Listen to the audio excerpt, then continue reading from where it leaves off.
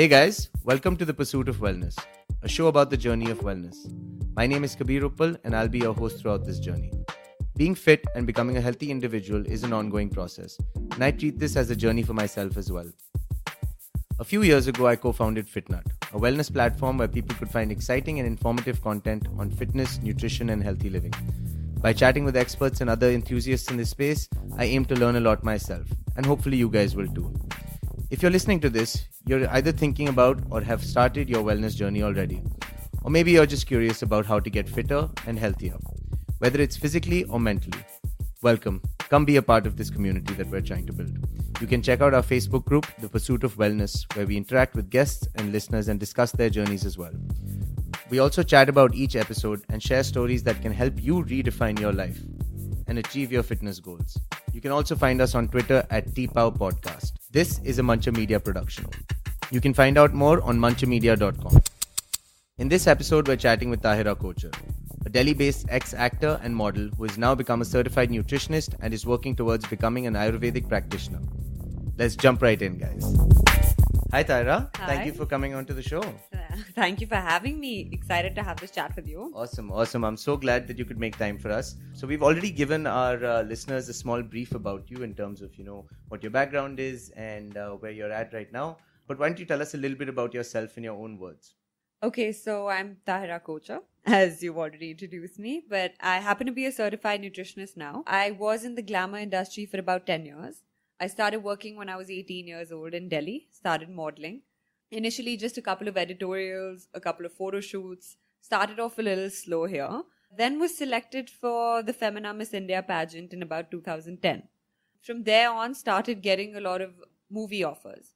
Moved to Bombay, lived there for 5 years. It was a great experience. Shot a movie myself and now back in Delhi. All right. So how does it feel to be back in Delhi? Well, mixed feelings. I think Bombay as a city really grows on you. Initially, when I went there, I was miserable because I had no one. I didn't know anybody from Bombay. But it actually, everybody told me, they're like, you live here 6 months and you won't want to go back. And that's exactly what happened. But always good to be back home also. This is home, my friends, my family, grown up here, schooled here. So it's great. Awesome. Well, we're glad to have you back as well. So tell us a little bit about, where the nutrition bit started. You mentioned that you got a certification recently. Right. Where did the nutrition, as a career start for you? So what happened was when I had to come back to Delhi, I think it was time to plan B in terms of work, because the modeling industry, there's a lot more work, and of course acting, a lot more work in Bombay. Even if you aren't shooting every day, the interviews, there are auditions, there's a lot of work that's going on behind the scenes. You could be shooting for a TV commercial, etc. But coming back here, there was a bit of a lull. There are months where possibly there are fashion weeks, etc. You're working a lot. But there are months where there's nothing happening. So I thought to myself, I said, now it's time you decide plan B. And it had to be something that wasn't short-lived, of course. But it's also tough after 10 years of being in A industry to suddenly decide to do something completely different. So I did give myself about 6 months. I took those 6 months off. I was relaxed. I said, let me not put that pressure and suddenly decide. But what started happening was I realized my first half of my day was really going into telling my girls what to eat, what to wear, what to go out, how to dress for a certain event, what to eat to look a certain way at that certain event. So I said, why not tap into that knowledge a little further? I've gone through it practically, but why not get the theoretical knowledge? And that's when I decided that I should do this course in dietetics, health and nutrition, and then eventually become a nutritionist. So you almost took the opposite timeline that people usually take. Absolutely, right? Yeah. Absolutely. I first practiced and then I started preaching. Awesome. So you're essentially kind of, using everything that you've learned in the last 10 years and then obviously getting a theoretical part of it right as well and applying it for your clients. The practical knowledge happens, the things that you learn in Miss India, you're there for 40 days. It is very tough. The industry seems very glamorous from the outside, but you have to eat a certain way. There's a lot of stuff that you have to restrict. It's not only that you need to look lean and lanky, you also need to have those energy levels that can make you shoot for about 12 hours, 14 hours, 16 hours. There are no timings, there are night schedules. So we need to eat well, be healthy, look a certain way and have those energy levels. That's what's most important. Yeah. So, that sounds like it's tough, plus requires a lot of commitment, which, being healthy in general does require a lot of commitment. Right? So tell us a little bit about what a normal day now looks like for you. As a nutritionist, helping people with their diets and their healthy lifestyle. How does your day go around? So, well, I feel if I'm a nutritionist myself, I should look a certain way so that at least I inspire people. And I mean, it's only normal. If I would go to a skin doctor, I'd first check out her skin and be like, how is she? Yeah. Right? So I wake up and I'm very into home remedies. I feel like whatever you can do in your kitchen, you don't need to go get those extra pills, waste that kind of money. So I start my day with something called a methi dana pani. It's my favorite go-to drink. We have that at home as well. Yeah. So, it's 1 teaspoon of methi dana soaked overnight. For girls, it's great for hormonal imbalance. It's great for water retention. It's for everybody. It's great for like insulin resistance, diabetes, etc. So my day starts with that. Post which there are 5 soaked almonds, 2 walnuts, and I try and wake up at about 9 a.m. I have this. Then my biggest weakness is my cold coffee mug. And I don't stall the sugar. I go for it. I like a strong coffee. I had my sugar, regular sugar, no stevia, no sugar-free, nothing. And then is my workout time. So now I'm doing a combination of kickboxing, Pilates, yoga, and functional training. And it's great because I don't get stuck with one pattern. I don't get bored. My body doesn't plateau at something. You keep it interesting. So it's great. Yeah. Post that, I have my lunch, which is possibly sometimes brown rice, a dal, a seasonal sabzi, and a little bit of salad. Okay. Portion, I'm not too much into portion control. I like to listen to my body. If there are days where I'm more hungry than usual, I go for it. Yeah. If not, then of course I try. That could also depend on your workout as well, Absolutely, right? absolutely. So that's what happens. Post that, I go for my classes. So I have my lunch, and from about 2 to 6 is when my classes were initially. I'm done with my diet, health and nutrition, but now I'm doing a course in Ayurveda as well. Oh, awesome. So 2 to 6 is when my theory classes happen. Yeah. And post that, I incorporate my clients. So I'm not taking on too many clients right now because I want to cater from a full cup. Yeah, absolutely. And so then is when I cater to my clients. So from about 6 p.m. to 9 is when clients come and see me, but I'm available to them on the phone, of course, everything through the day. Yeah. And my morning does not kickstart without their weighing machine photos. So, yeah. So it is, would you say that, in the kind of clientele you have, and, we've kind of talked about this on other episodes, what is the motivation for people to want to get fit and, or, lead a healthy lifestyle? And most people say 9 times out of 10, it is to lose weight. So do you see that as a trend with at least the clients that you have as well? See, definitely. A lot of people, I think 80% of the clients do come for weight loss. Yeah. And I think we have so much exposure now to fit bodies. We do see a lot of pictures, videos, a lot of people training. So you want to be there. The awareness now is a lot more than it was earlier. So 80% of the clients do come because of weight loss. But then there are also clients who've come for health reasons. Somebody's blood reports were haywire, liver functioning was haywire. Thankfully, after 2 months, their reports drastically changed. A lady who was menopausing was going through a lot of trouble.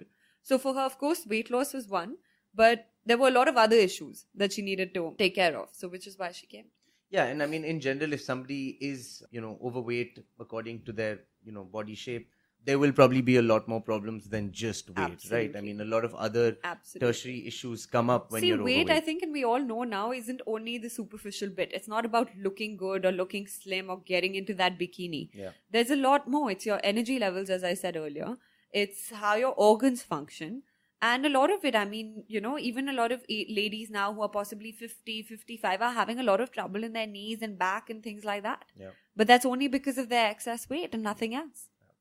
Just to touch upon this weight loss topic that we're in general talking about, besides, the healthy eating, the nutrition bit, what is the importance of exercise in that regime as well? You yourself mentioned that, the first thing you do after your morning breakfast routine and all is to do your own workout, right? A lot of people think that, okay, I'm just going to, follow a diet. I'm going to cut out all the carbs and that should be good enough for me to kind of lose the weight that I want to lose. So how important is it for them to actually incorporate exercise there? What I believe is that food is 70% of the battle. You can't work out a bad diet.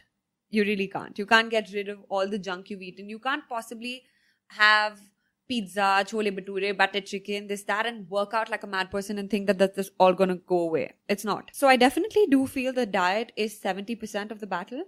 But I also do feel that 30% of that exercise is very, very important, right? Especially with our age group, I feel there's a lot of stress. There's a lot of stress that takes place because of various reasons. A lot of elders do like to believe that our generation is not that inclined to work. They don't know how to work. Completely Jaise false. hum kaam karte the, you don't work that Yeah, way. yeah. But I'd like to disagree. I think the fire in our belly is very, very strong, and to prove ourselves and to want to work. So I think the stress levels and the cortisol that is released, in our bodies, that's our stress hormone, can only be combated through exercise, right? Diet is not going to take care of that.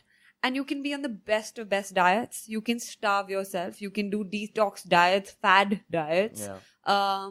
You can starve yourself. Yeah. But if your sleep and if your stress is not taken care of, there's no chance you're losing weight. I'm glad you touched upon the fat bit.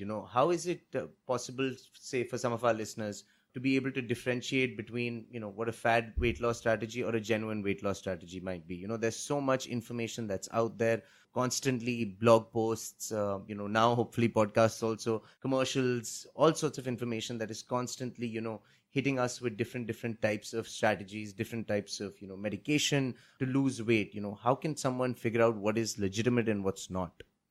So guys, losing weight is not rocket science.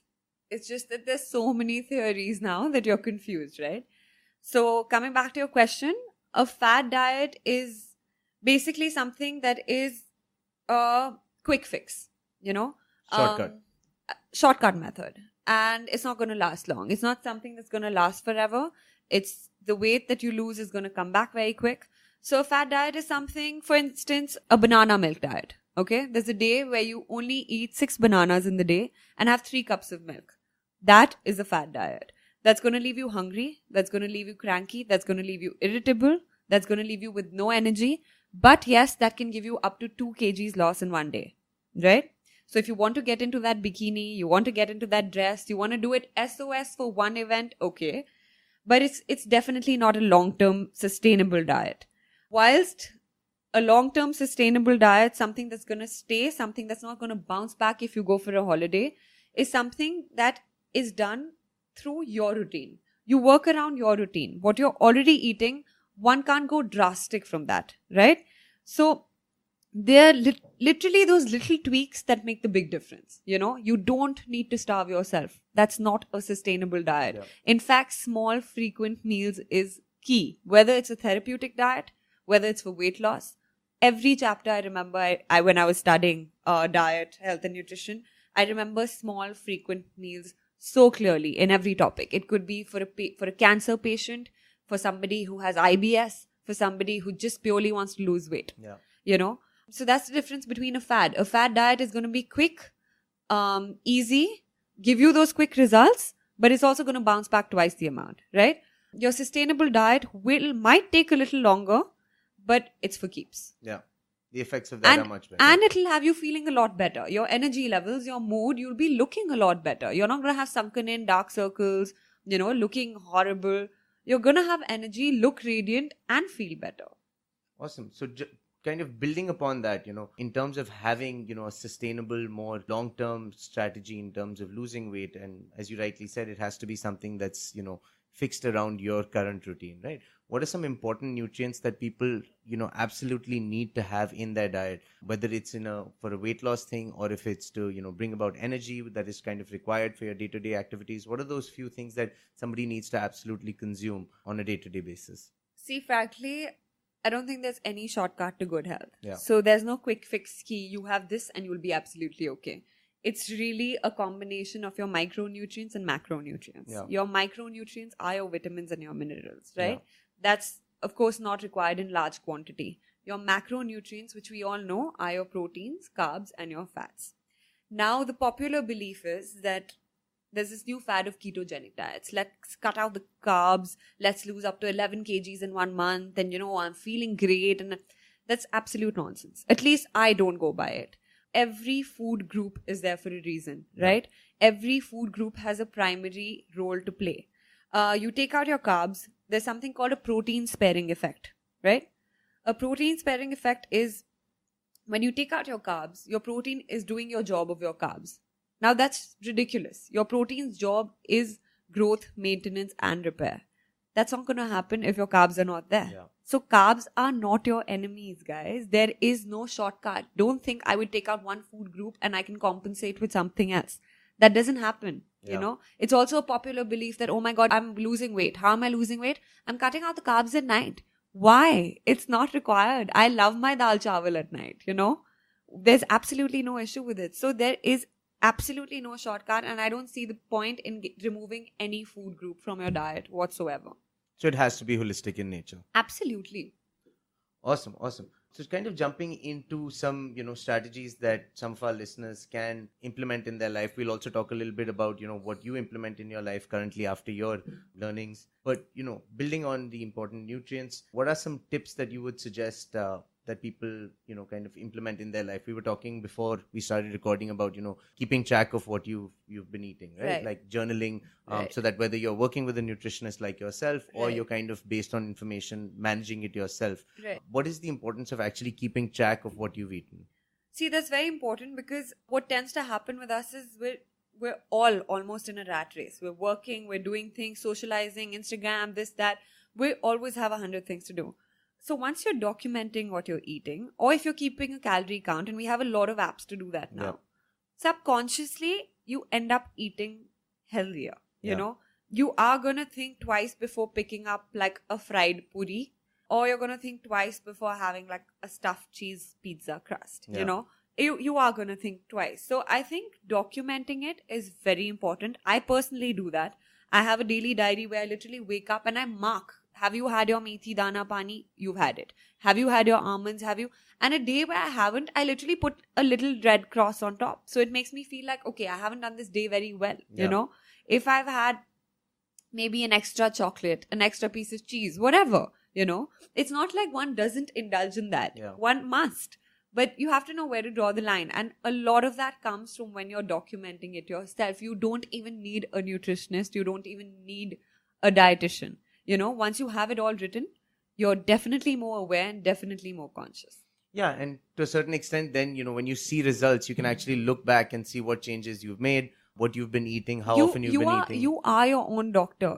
Guys, you just listen to your body, and that's half the battle won, It's just that we are so into reading things online or saying that, okay, this has worked for so-and-so. And understand one thing, one plan does not work for everybody. Kabir, you can eat 1500 calories in a day and that could do you great. But it could be just the opposite for me, So one plan doesn't work for everybody. Let's not say that, okay, one person has done this ketogenic diet. They've lost 11 kgs. Let's try it for myself. No, my liver's going to go for a toss. My skin is going to go for a toss. I'm possibly going to become gluten intolerant. What's the point? Yeah. I'm glad you brought that up about the gluten tolerance bit, right? A lot of people in India, or at least, in the circle that I am, a lot of people talk about how they want to cut out gluten. And there's no legitimate reason except for a few people that I know that have conditions that, there's enough data out there that tells them that if they cut out gluten, it's actually good for their health and will help them. What is the importance of gluten in a diet, and why would somebody want to cut it out if they need to? You know how we follow a trend? I'm from the fashion industry, so I can speak this way. We go for a show. We see a superstar wearing a certain lehenga. We want to wear it. Why? Because she's worn it. She's got great reviews on it. She's looking fabulous. What makes me think that I'm going to look the same way? Yeah. Absolutely not. It's a trend. It's in right now. You're intolerant, you're gluten intolerant, you're lactose intolerant, you're so-and-so intolerant. I mean, you're possibly intolerant of everything. People come to me, I'm vegan. Why? Because I'm intolerant of everything else. Who's told you that? That's nonsense. So, I'm telling you, half the battle is in the mind. Once you get this out of your mind that you're intolerant of any of this stuff, you're not intolerant. You have been having these things, and as Indians, we've been having roti, paranthas, ghee, milk since we were born. Since we were young, since we were very, very young. So I don't know where this intolerant theory has come up from. I think it's just you go ahead and you follow a trend, and that's what it is. Just to kind of counter that, there are, I know, a lot of people that have, for example, suffered, small things in their life, whether it's, a specific stomach issue or a certain issue with their skin. And it's not always been equated to having, say, lactose included in their diet or gluten included in their diet. But eventually they've, met with enough doctors and, through maybe trial and error, cut out lactose or cut out gluten and actually seen a change in them. So Sure. there is definitely some data that suggests that these things can have some kind of allergens to particular people, right? 100%. See, if you have an intolerance, then you must, of course, not consume these things. If you do have a certain ailment, God forbid, or a disease that has come up now that requires you to cut it out, then by all means. Yeah. But don't psych yourself into the fact. Why do you want to cut your food options when you can have a lot Yeah. more, is all I'm saying. And how does, in your opinion, how could somebody kind of go about figuring out if they are allergic, not specifically to say lactose or gluten, but any kind of food group or any kind of, nutrient that they might be consuming that might have ill effects? See, it's the basics. You're bound to feel extremely uncomfortable after you eat what you do. IBS is going to take place when you've had something that's not suiting your body. That's the first sign. You're going to feel gassy. You're going to feel, nauseous. That's another thing. If you see, of course, eruptions, as you said, on your skin, or you see, you feel things. So that's what the key is, to listen to your body. Yeah. Awesome. So, we've talked a lot about listening to your own body and kind of being able to, obviously be informed and kind of implement that. In a place like India, how easy is it for people to kind of eat clean and have access to health food? There's a lot of chit chat about, eating healthy is expensive, it's difficult, I'm not able to find the right foods. What are your thoughts on that? So in all honesty, I don't think it's very healthy to source in India. With all due respect, there are a lot of colors, there are a lot of chemicals, there are a lot of pesticides, a lot of injectants in our food, our fruits, our vegetables, and our meat. So it's not very, very healthy, unfortunately, to eat in India per se. But I feel what is in your control, at least take that into control. We can't crib about where we live. We can't crib about what we get. But at least we can handle what is in our, hands. So sterilizing your fruits and vegetables, your kitchen hygiene, that is something that's taken for granted. You can go to the most expensive supermarket and buy your fruits and vegetables. They can be sealed in a fancy manner. They can cost you double the amount. But when you're not storing them in a certain manner in your own kitchen, it's not going to help. You take that salad, you eat it for lunch, you feel like, okay, it's done me good for now, I'll have it for dinner as well. You leave it open without being sealed in the fridge. It's not going to have the same nutrient value. Yeah. So at least whatever little we can take care of, we must. Whether it's sterilizing, whether it's storage. Yeah. And also, I think going to a trusted vendor and a trusted brand. Yeah. And as you said, you don't have to go the expensive route. If you're not intolerant, why do you want to pay 1,000 rupees for almond butter? Yeah. Why do you want to pay double the amount for milk that you can consume in a much cheaper price? Yeah. So, guys, don't psych yourself that you need to be rich to be fit. You don't. You really don't. In fact, for Indians, I feel the closer you are to home, the closer to you are to things like ghee, chawal, dal, seasonal sabzis right now, lauki, tori, tinda. Come on, how much does that cost? Yeah, absolutely. And when you're buying things seasonal, they aren't expensive. Yeah. Usually it'll be more expensive to find things that not are in not season. seasonal. Exactly. Yeah, absolutely. So awesome. So just kind of building on that, in the kind of ecosystem of the Indian, nutrition, what are some, changes in habits that you think people need to kind of bring about? From all the other episodes that we've talked to other professionals in the fitness and other spaces, it's always been that, there are some key habits that people need to change. When it comes to nutrition and healthy living through, good food and those kind of habits, what are some things that people need to change? I know you mentioned like portion control, sometimes small, frequent meals, right? Yeah. What are some other things that people should do? So there are lots of things that I want to speak about on this topic per se. But the first thing I want to start by saying is that your nutrition and your health goes hand in hand with what's going on in your mind. That's a key point which a lot of people rule out. If you're not in the best mood, if you're not in a good state of mind, you're not going to be able to get great results with your diet or exercise or anything.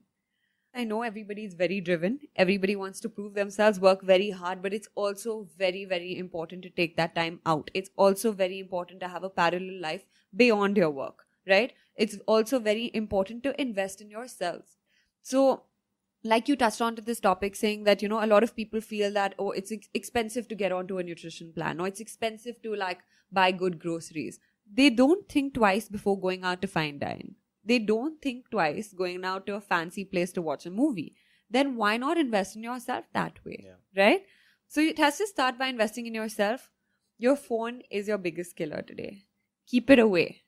Don't wake up and reach out to it immediately. I know we all have to cater to clients. We all have to cater to work. There could be an emergency. No, but if you are not able, how are you going to take care of anybody else? Right? Cut the stress out. Burn out your stress. Burn out your anxiety. Eat well. Small frequent meals. Seasonal food. As much water as possible. If you don't like seasonal fruits, infused water is a great option for summers. And stick to your roots as much. You don't need to go drastic. You don't need to spend a lot of money on your groceries. You don't need to make that grocery bill mad expensive. Stick to the basics. And nothing like home-cooked food. I know we all have fast-paced lives. We want to go grab that quick meal, but nothing like home-cooked food. Even if you make a change of, if supposing 5 meals of yours are outside the house, if you cut it down to 2, you'll see a reasonable difference.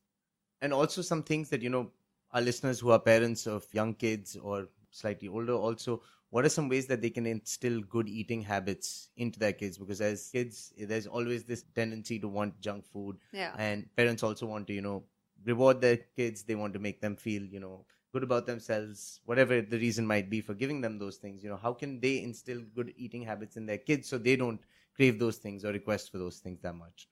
See, I think I've used this term a lot through this, but I'm going to use it once again. Practice what you preach, right? When your kids see you eating a certain way, they're going to think that's right? As a kid, you always want to do what your parents are doing. So inculcate those habits by doing it yourself. First things first. Secondly, a child's palate is really set while the mother is carrying the child. So all pregnant mums, you have to be really careful. Yeah, you have to be really careful about what you're eating. Because, I'm sure like a lot of pregnant ladies have crazy cravings, this, that. I'm not saying curb them. You must, but also the intake of healthy food. A lot of us run away from seasonal sabzis. We find them karwa. We run away from vegetable juices, things like that. But all of this is going to set your child's palate. So that's an important point.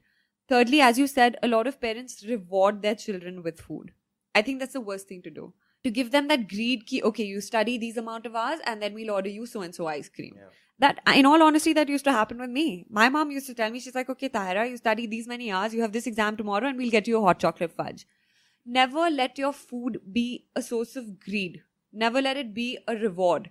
Because later on in life, it's going to be something that you're going to reach out to in stress. Stress eating is the worst thing that you can do to yourself. You're bound to be obese. We all face stress and we can't reach out to an ice cream or a pizza or a fried item because you're stressed. Yeah. And this starts from your toddler years. If you're rewarded with food, that's invariably going to happen even later in life. Awesome. So I think that's great advice. One is, lead by example. Obviously eat well when your kids are around or all the time in general. Absolutely. And also this ordering in culture, I think as much as you can make available even fun food, pizzas, pastas, Indian food, Mughlai, everything, as much as you can make it at home and give it to your children. I'm not saying deprive them of fun food. Yeah. By all means, but as much as you can cut out this ordering in culture, go out weekly, take them for a fun meal once a week. But why not give them that fun food at home? At home as well. Yeah, awesome. And there's enough information to help you kind of cook those meals at home. Absolutely. You have a ragi-based pizza now. You can add a bunch of vegetables in your pasta. You can, there's a lot that you can do. Absolutely. So, talking a little bit about obviously that bit in terms of, doing it at home. Home for us being India, what are your thoughts currently on the nutrition industry in India? There's a lot of people that are, spending a lot of time, money, effort in bringing on organic farming, that are kind of making sure that even a lot of protein companies that I know are trying to, come out with completely natural products, non-synthetic products. What is your opinion and, view of what is currently happening in the space? Do you think there's, if so, what are the pros and cons of what's currently going on? So contrary to what I said earlier, I think as far as our nutrition supply is concerned in India right now, I think it's at its prime. Because of the awareness, the demand is there and therefore the supply is there, right? Also, we have a lot of food that's infused with extra vitamins and minerals. For instance, our milk. We have infused vitamin A in our milk now. We do have curd that's slim dahi. We do have diabetic biscuits. So we're catering to every need, right? It's not like if you're diabetic, you can't enjoy a chocolate. So I think right now the awareness is there and therefore the supply is there. And also we have vegetables that are not even grown in India that we have access to. So because of the export import, we are in a good space for sure. Awesome. So looks good for at least the nutrition industry in India. And I completely agree. The options are countless and there's so much action in the space, all sorts of people getting involved, very, ambitious, intelligent people getting involved and bringing out great products that will, kind of be in the space. So kind of wrapping this up in terms of getting an understanding of, your specialty and the space that you're in. I just want to kick off this particular section with, what do you think is important when some of our listeners want to potentially, take the service of somebody like you as a nutritionist? What is important in terms of evaluating them? Like we've spoken to trainers on this podcast and asked them, how does somebody evaluate a fitness trainer, right? So what do you think is important when somebody approaches a nutritionist? They don't need to evaluate anybody. Please send them to me. Awesome. No, but on a serious note, see, it should be somebody who genuinely makes you fall in love with the process of healthy eating. First things first. It shouldn't seem like a task. It shouldn't seem like, oh God, now I have to speak to my dietitian. I have to speak to my nutritionist. Yuck, what is she going to give me? No. Yeah. So I think your nutritionist should firstly go by what you're already eating. It shouldn't be very drastic or dramatic from what you're already doing. No one at this age or older or even a little bit younger wants to go out of their comfort zone. So somebody who's not pulling you out of your comfort zone, somebody who's letting you also have a social life. You can't sit at home, wrap up your dinner at 6 o'clock and not go out. Come on. I mean, so someone who lets you have a parallel life, someone who makes you fall in love with the process, someone who's encouraging you, and someone who is not making you spend like crazy on your monthly groceries. Great. So I think those are some great points in terms of being able to kind of decide, who the best person is to kind of work with. To build on that, tell us some of your most successful client stories, some of the people that you feel you've been able to add maximum value to and have, been able to kind of check that off in terms of enjoying the process with you, in terms of not being afraid of being on calls with you and getting on that daily update or whatever it might be. So, Kabir, it's an amazing feeling. Like when you can make a person happy, and you have the ability to do that. It's amazing. So I'm going to start off with this lady. She was going through her menopause, I mentioned. Yeah. And, that does a lot to a woman. Your hormones are haywire, your mood is haywire, you're getting hot flushes, you're snappy, you're possibly hitting rock bottom, yeah? And she's been a fairly fit lady all her life and she suddenly put on 10 kgs. That does a lot to your self-confidence anyway. So she came to me saying that, everybody in my family seems to not bother about me. No one wants to listen to me. Everyone thinks I'm a nag. I'm looking the certain way. I'm feeling horrible. I'm only fitting into like loose salwar kameezes. Please get me back into my pants. So we touched on this earlier. So here it was not only about weight loss. It was also about her mental sanity, and that does go haywire, unfortunately, at that point in time. So that was a big challenge for me. And I was a little worried about how I'm going to take that up. And I always tell my clients, I'm like, it's a two-way stream. My job ends at writing your plan. And of course, I'm a pushy person with my clients. I motivate them. I stalk them. I make sure they're doing it. But there's only that much that's in my control. I can't sit in your bedroom and see what you're eating. They have to come halfway. Full marks to this lady. She lost all the weight that she put on, and a little more, in fact. She lost about 11 kgs in 50 days. Wow. 50. And, there's a lot of hue and cry about, okay, how much is healthy weight loss in a month? In a correct? time span, yeah. In a time span. Now, with a case like this, when you've put on drastic weight in a short span, you can also lose it in a short span. So first point is you nip it in the bud. She realized that, okay, this has happened so fast. It's come on this fast. She acted upon it. She got in touch with her nutritionist and she followed her diet to the T. Yeah. She's in London holidaying right now, sending me pictures in her pants, enjoying herself to the T with her daughter, in the best of moods, looking even radiant than before, and in a great space. The hot flushes have calmed down, the mood swings have calmed down. But full marks to the lady as well. She has not cribbed if I have given her a juicing day. She has not cribbed if I've given her a Karela Lauki juice. If I've given her something that is not that appetizing. She's really, really followed it to the T. Awesome. That's kind of how we started this episode, right? That it requires dedication, commitment. Absolutely. And that's what I'm saying. I cannot come and sit in your bedroom and say that now you eat this and now you don't eat this, you know. You have to have that fire in the belly to work on yourself. And then somebody else can work with you. It goes hand in hand. So just to kind of wrap this up on a fun note, how do you cheat on your diet? Is there one particular meal, or is there a day once in a week, 2 weeks, that you kind of just say, today I'm just going to not really think about it? I love my cheat meals. And thankfully right now I'm not in a space where I'm on a weight loss regime. I'm more on a maintenance and trying to build muscle. So I do definitely look forward to like my cheat meals. They're very drastic. They can go from pizza to chole bhature to butter chicken to absolutely anything. I'm a solid Panju girl, so I love my Indian food. Yeah. And so anything. But I also want to bring in a point here for those who are trying to lose their weight. Keep it to a cheat meal. You know, with us, I think we Indians, we get carried away. Yeah. You know, it becomes a cheat we're like, day. acha chalo, we've had this in one day, chalo ab ye bhi kha lete hain. Don't do that. You're sticking to a Sunday lunch as a cheat meal. Stick to just that, you know. Don't go berserk. Don't say, okay, now I've had that ice cream or I've had that pizza. How does it make a difference if I have a little more? And what if I have butter chicken also at night? No. You know, it's going to make a difference. So I think stick to a cheat meal.